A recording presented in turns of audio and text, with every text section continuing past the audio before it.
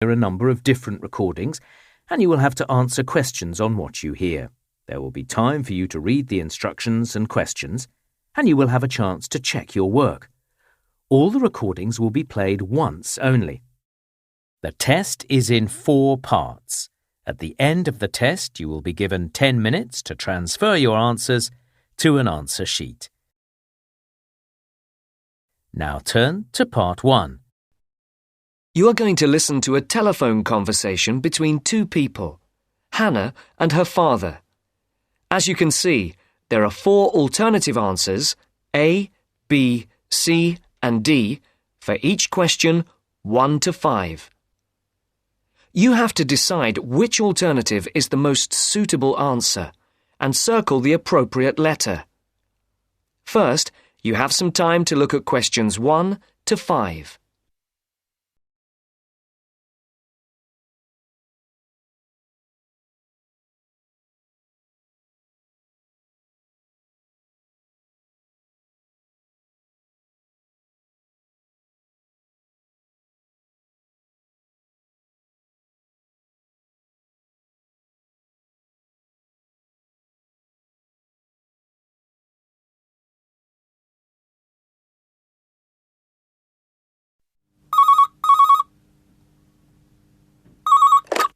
Hello, 992846. Dad, is that you? Hannah? Dad, I'm phoning... The line isn't very clear. Yes, I know. I'm on a mobile and the signal isn't very good. I'll see if I can move. Is that any better? Yes, that's much better. Just don't move. I'll try not to. Have you found a place to live yet? Yes, I think I have at last. Wonderful. I'm relieved because I'm fed up looking. I didn't think it was going to take me 3 weeks. It hasn't been easy for you. I suppose it's the beginning of the academic year, and you have all the new students looking for places as well. Yes, that's one reason. But this place is also full of new technology companies, and there are lots of young people looking for somewhere to live. And you know what that means. Higher rents as well. Yes, much higher. Well, tell me, how much is it? It isn't cheap for this area. It's £400 a month. That's much more than you had expected. Yes, it is. But I can't face looking anymore. I want a place where I can put my things instead of living out of a suitcase. I don't want to stay in this hotel any longer. I guess not. So, what's the new place like?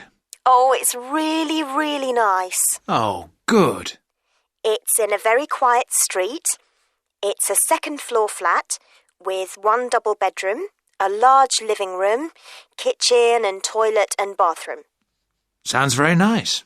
Oh, it is. And guess what? Yes? It's got a small roof terrace looking onto the garden at the back. Great. And it's big enough to have my plants and a small table and chairs. Brilliant. Before the speakers continue their conversation, look at questions 6 to 10.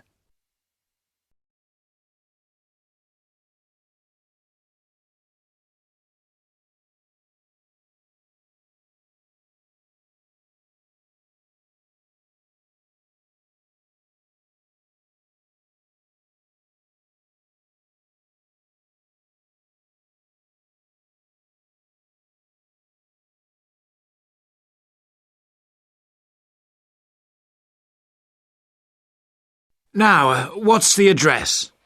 It's 22B, White Hart Road. 22E. No, 22B. B for banana. Right.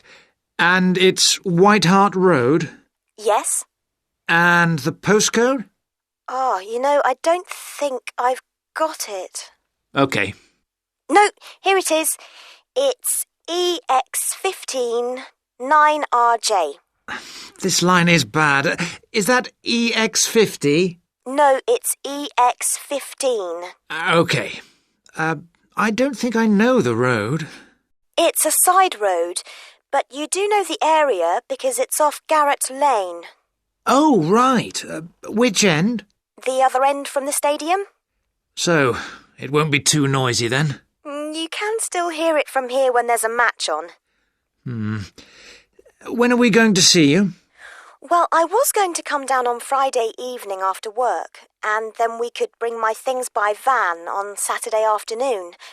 I want to move all of my stuff out, to give you and Mum more space. We'll need to hire a van then. It's okay. I'll pay for it.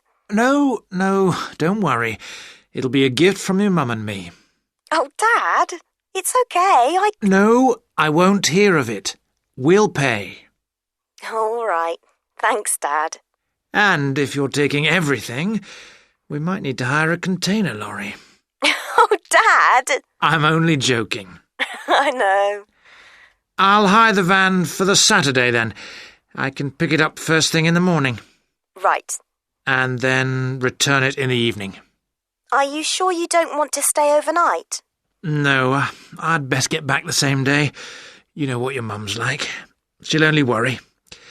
If I remember rightly, it's about 3 hours by road? Yes, roughly. Well, if we leave by lunchtime, we'll be there mid-afternoon. OK. Then a couple of hours to unpack. Then? We could go to a nice restaurant round the corner. Definitely. My treat. You're on. But I'll have to be away by about 7:30ish. OK. Right then. Mum wants to have a word. I'll see you Friday. Bye, Dad. I'll hand you over to her. Bye. That is the end of Part 1. You now have 1 minute to check your answers to Part 1.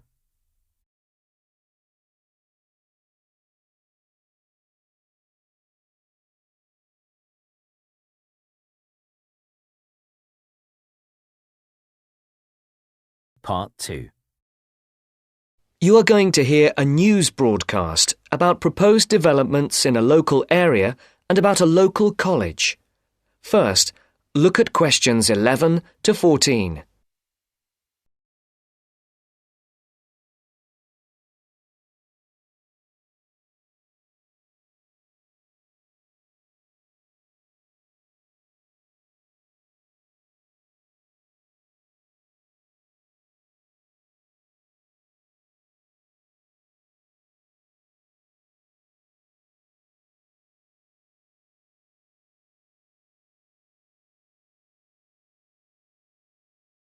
And now for our main headlines on Southern local news for today.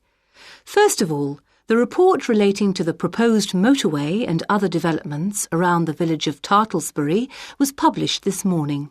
And, as has been expected, it has created quite a lot of interest.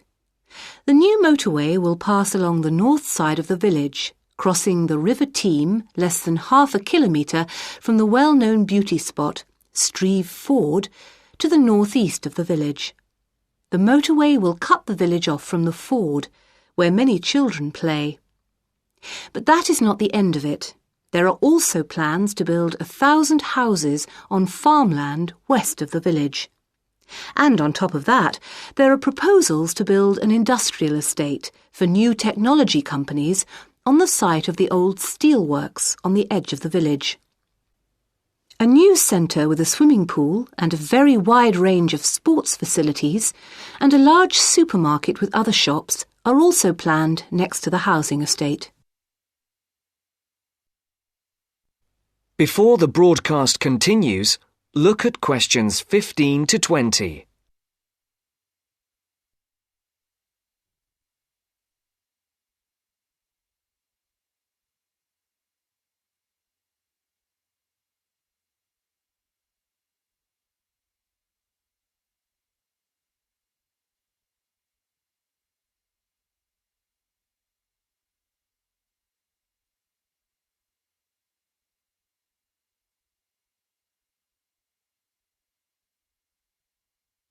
You will now listen to the second part of the talk.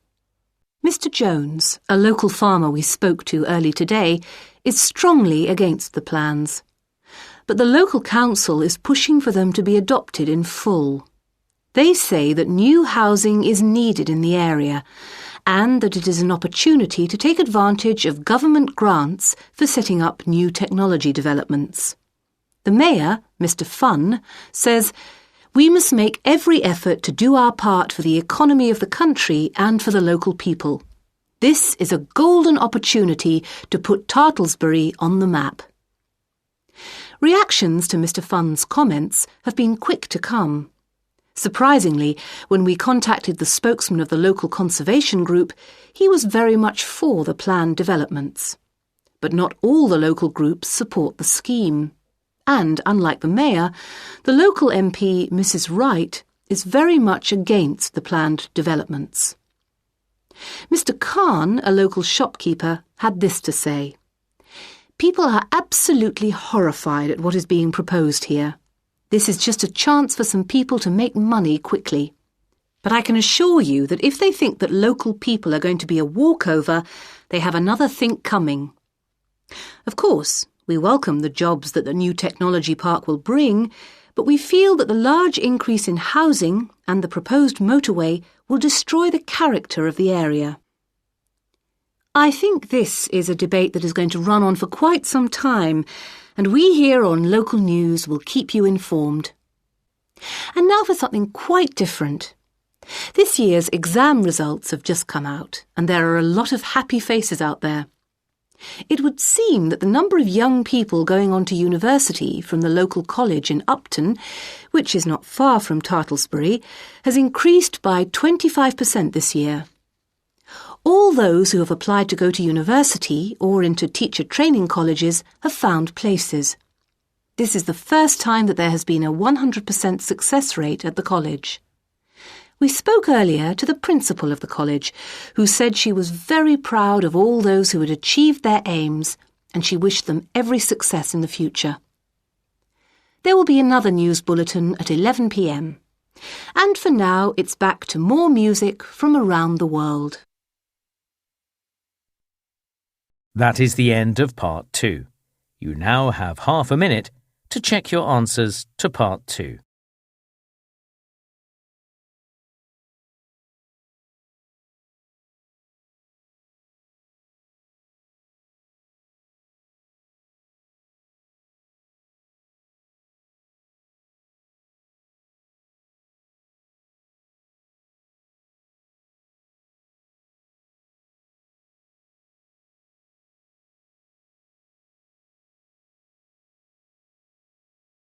Part 3. You are going to listen to a conversation between two students and a tutor. They are talking about essays. First, look at questions 21 to 25.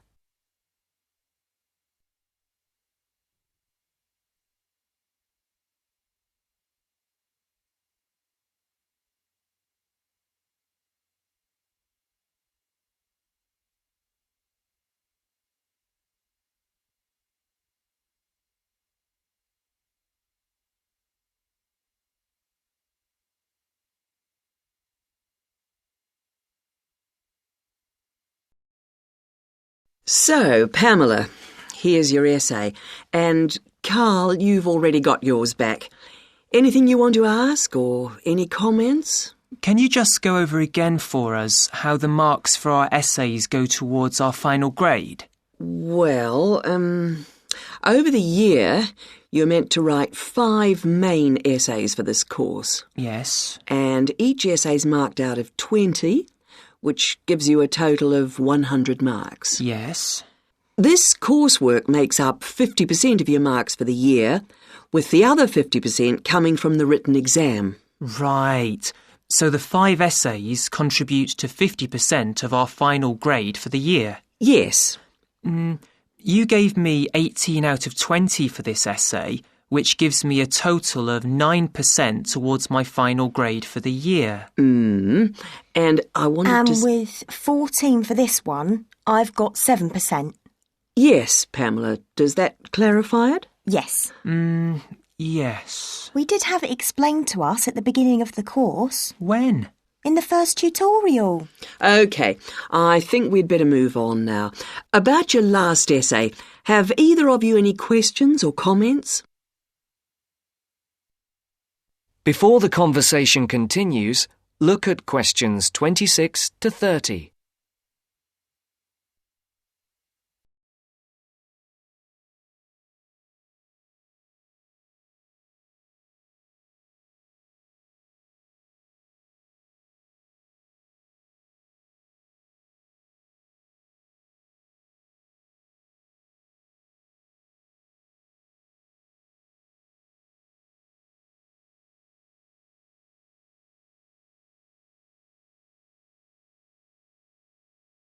You gave me 18 for this paper. What was the big difference between this piece and the previous one? I actually thought the first one was better. Well, there was quite a marked difference. Really? Yes. It looked as if you had actually done quite a bit of research. You had quite a lot of relevant examples, especially on the historical side. You even found some information that I was not even aware of. Your sources were also very sound. And on top of that, your answer was very well organised indeed, and the writing style was very elegant. Oh, thank you very much. I must say that it was the best piece of writing for a paper that we've seen for quite some time. I have to say, though, it took me a very long time to put it together. How long? At least 2 weeks. But it was well worth it.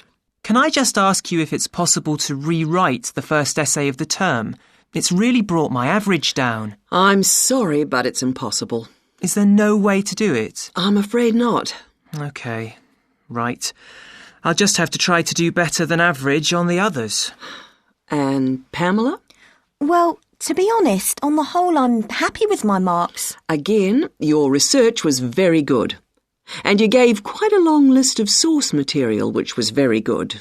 I spent quite a lot of time on this essay, more than the others. Well, again, it shows. What about the organisation? I was a bit worried about that. Your organisation, I have to say, was excellent. Oh! But as regards your style... Yes? It is slightly too informal here and there. I think you need to tighten this up a little. OK. I only wish I'd put a bit more effort into the first one as well now. But I would like to know how I can get my marks up even higher. What do I have to do, specifically? Well, your work could do with being more thoroughly checked. You have quite a few spelling mistakes. Yes, I know. If it's anything, I think it's the computer. Well, I'm not very good at typing. 2 fingers, really. And when I finish something like this, I find it difficult, even depressing, to go over it carefully again. But it's affecting your marks. Your previous essay was much better than this one. Sometimes it's difficult to follow what's being said because of the frequency of mistakes. A couple of years ago, the university authorities would have been more lenient, but now they're very hot on presentation and have been coming down heavily on things like grammar and spelling. In fact, I am obliged to deduct marks from every piece of work which is not handed in fairly free of mistakes. That is the end of Part 3. You now have half a minute to check your answers to Part 3.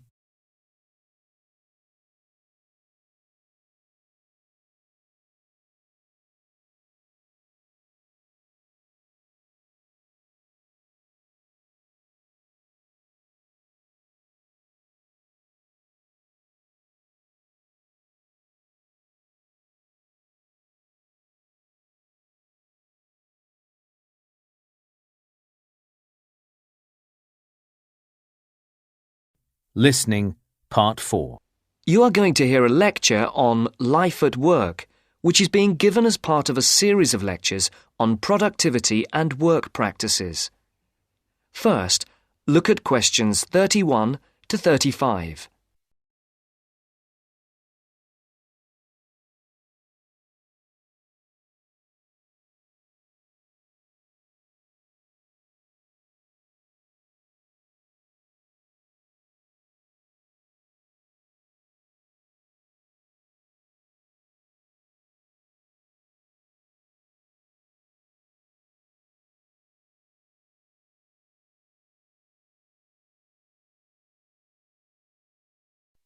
Good afternoon. My name is Dr. Charles Butt, and I shall be giving you a series of lectures on productivity and work practices over the coming weeks. There will be 10 lectures in the mornings as part of this course, and in addition there will be 3 lectures in the evenings from 6 to 8, which will be given by outside speakers. I would like first to look at a recent report on life at work. The report shows that the average British worker takes less than half an hour for lunch, 27 minutes to be precise, and that sick leave is on the increase. The drop in the length of time spent on lunch was 9 minutes when compared to last year, down from 36 minutes. According to the report, this is the first time that the average lunch break has fallen below half an hour. As regards sick leave, you can see that the average figure is 10 days per year. That's up by 1 day in 2002 compared to 2001.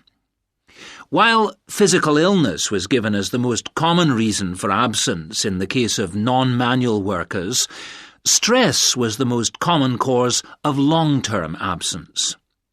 It's worth noting here that 9 out of 10 workers claim that stress is a problem in their organisation, and that 8 out of 10 bosses are feeling more stressed than ever before. I would just like to say here that we will be looking at the stress in work and study at a later date, and we'll be looking particularly at ways of dealing with it in studying, particularly for exams. You can see from the calendar that Professor Appleyard will be giving a lecture on this topic the week after next. The report also says that just below 50% of workers claim that they were taking less time off for holidays than they were entitled to. I'm not sure that this will be believed by the employers. Previous surveys have suggested that about 1/3 of days that have been taken by workers as days off sick were regarded by bosses as not being the result of genuine illness. Some more hard data is required to corroborate both these claims. Before the speaker continues, look at questions 36 to 40.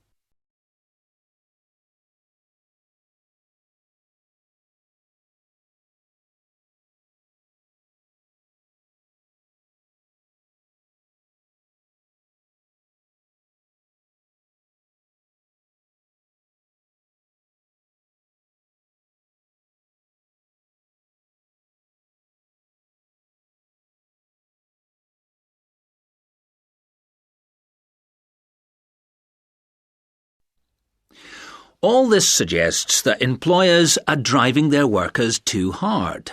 The effects of overworking mean that workers are now being stretched beyond their limits, both physically and mentally. This is borne out by the increase in sick leave. However, looked at from the employer's point of view, the picture may not be the same.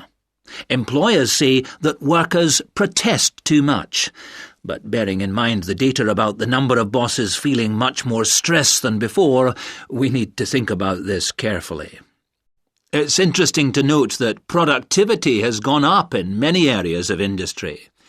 In 2001, the local car plant had one of the sharpest increases in average productivity, with the number of vehicles per employee rising by over 30% a year. A new assembly line came into operation at the beginning of 2002, affecting productivity, which increased to the 100 vehicles per worker mark by the end of the year. This is a stunning achievement for an industry which was not long ago considered to be collapsing. It would be interesting to do a survey of the work life at the plant. Those of you who have opted to do the project and reduce the number of essays you have to do may want to look into this. Please see me at the end of the lecture. Right, now, let us move on to something else which I think...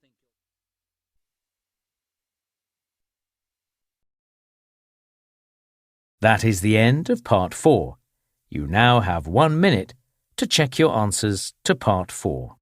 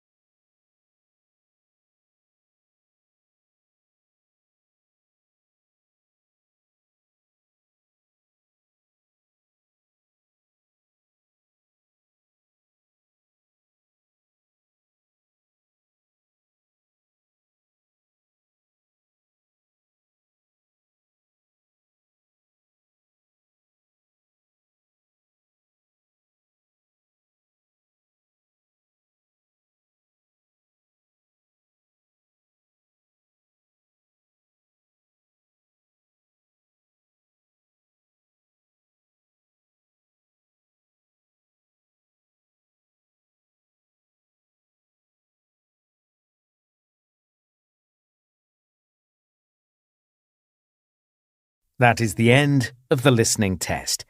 In the IELTS test, you would now have 10 minutes to transfer your answers to the answer sheet.